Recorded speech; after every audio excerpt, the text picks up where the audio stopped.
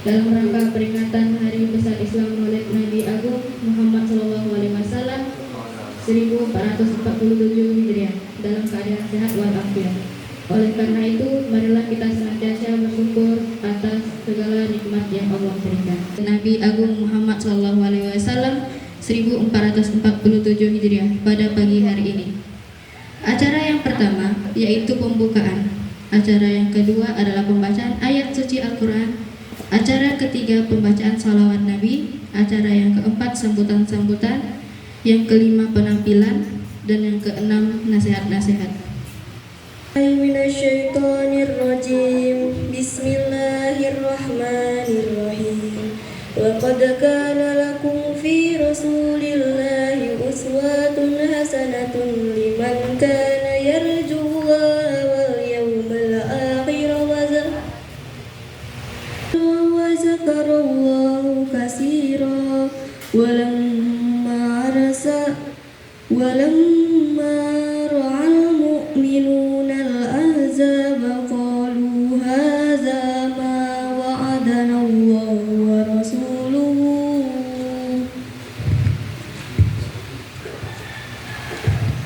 wa sadaqallahu wa rasuluhu wa ma zadahum illa imanan wa taslima.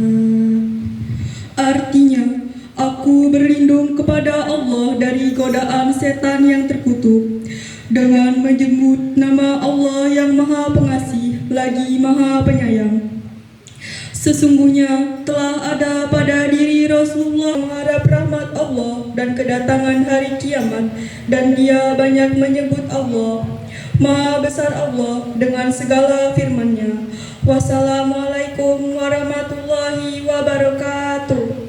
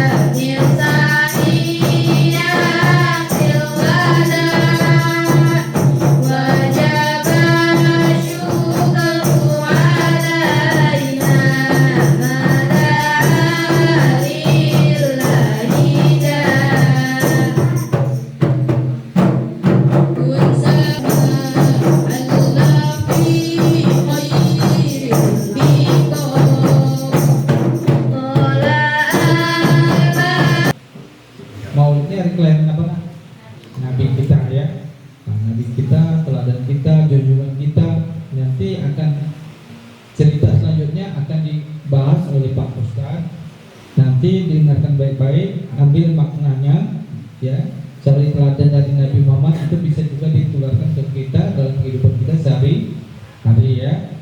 Nah, supaya didengarkan ya, apa dicatat atau nanti kalau ditanya oleh Pak Guru di kelas tahu tadi ngikutin ceramah tapi ada yang tidak paham ditanya. Mungkin itu saja. Laqad kana lakum fi Rasulillah. Ada lagi ayat nanti. Pertama yang kami hormati Bapak kan ibadah haji, beliau itu sebetulnya berdoa dengan bapaknya. Kemudian suatu ketika itu bapaknya itu meninggal dunia di Mekah Al-Mukarramah itu, di hotel di Masjidil Haram.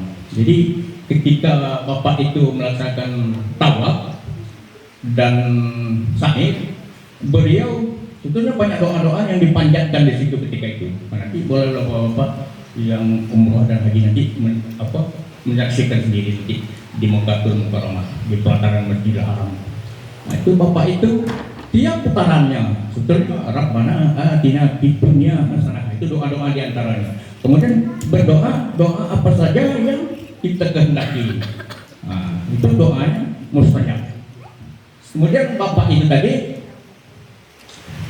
cuma tidak berdoa, cuma dia mengucapkan salawat terus. Putaran pertama Allahumma shalli ala sayyidina Muhammad wa ala alihi wasallam. Putaran kedua Allahumma shalli ala sayyidina Muhammad wa ala alihi wasallam. Kalau putaran ke berikutnya Allahumma shalli ala sayyidina Muhammad wa ala alihi wasallam. Sehingga jamaah kita di Indonesia ini bingung. Loh kok bapak ini tadi kan banyak doa-doa yang diajarkan, yang dianjurkan oleh Rasulullah SAW. Tidak kata bapak itu. Kenapa demikian? Nah, kemudian disampaikan oleh bapak itu, sebetulnya kami ini melaksanakan ibadah haji berdua dengan orang tua saya. Kemudian orang tua saya itu sakit dan meninggal. Kemudian saya sumputkan, saya taruh di hotel. Kenapa? Tidak saya kasih tahu petugas-petugasnya. Kenapa? Karena bapak itu katanya hitam buram, hitam wajahnya, seluruh badannya hitam kayak kopi Pak Ustadznya kan, hitam. Jadi sehingga saya aib keluarga saya tutup di situ, saya simpan di hotel. Nanti mungkin saya bawa lagi balik ke tempat saya. Jadi suatu ketika itu dia balik ke hotel, dia menempati melihat orang tuanya itu sudah seperti sedia kala. Kemudian ada seorang laki-laki yang datang kepadanya, kepada ulubi, bisa kan? Cuma tiga kata. Jadi dengan demikian berkah selawat kita pada hari ini mudah-mudahan langsung diijabah oleh sebelum salat dan menciptakan malaikat untuk kita semua ini. Kita semua tanpa kecuali bukan modal grup tadi. Kita semua berselawat kepada baginda Rasul. Barang siapa yang berselawat pada hari Jumat ini sadul ayyam. Induk daripada hari Jumat. Kita berselawat mengirimkan kepada junjungan kita Nabi besar Muhammad SAW. Mudah-mudahan dijabah oleh Allah dan mudah-mudahan kita semua mendapat keberuntungannya. Mulai kita pertama ya. 1, 2, 3. Allahumma salli ala sayyidina Muhammadin tibbil qulubi wa dawaiha wa afiyatil aqdari wa sifaiha wa nuril absari wa ziyaiha wa ala alihi wa sahbihi wa sallim. Gampang kan? Sekali lagi Allah salawat. Jadi salawat ini termasuk daripada kunci daripada amalan kita. Salat kita kalau tidak ada salawatnya sia-sia. Doa kita ketika tidak ada salawatnya tidak ditolak, masih tergantung di awan-awan sebelum kita melaksanakan salawat kepada baginda Rasulullah SAW. Nah itu, teman, perlu kemudian 28 Allah Subhanahu wa taala berfirman, A'udzubillahi bismillahirrahmanirrahim.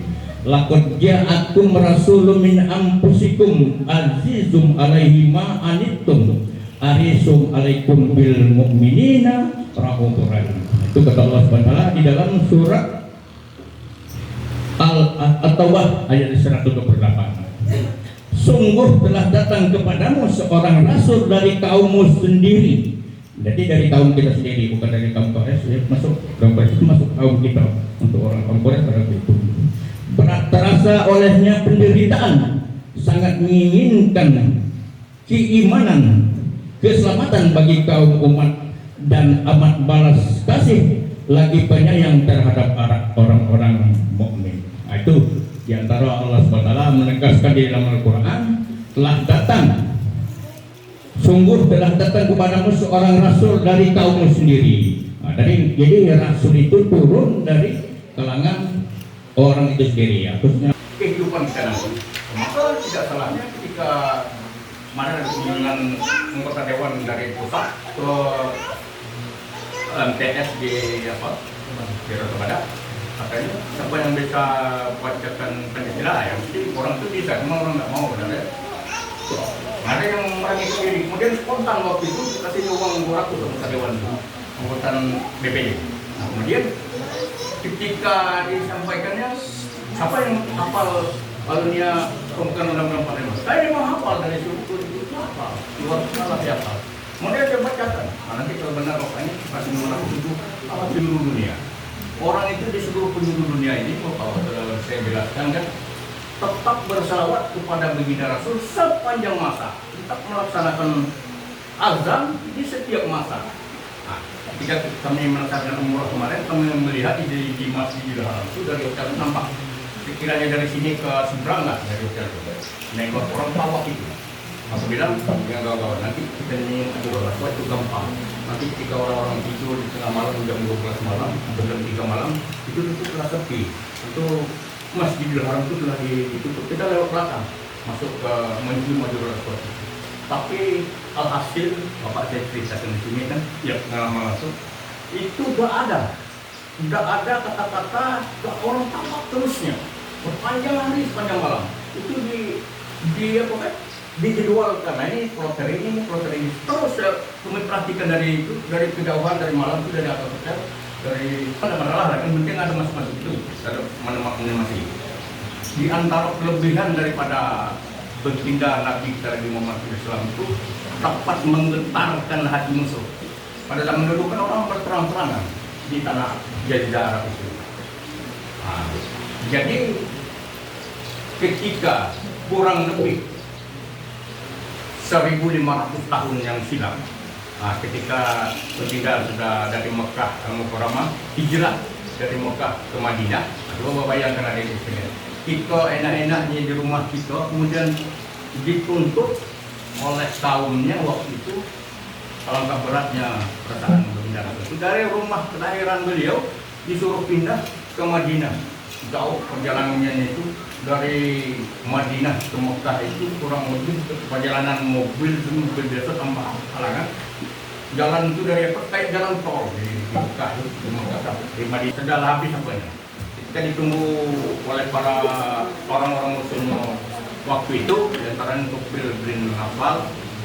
Nah, ya banyaklah Bapak ada ingatnya, waktu itu Bapak lagi kecil kan.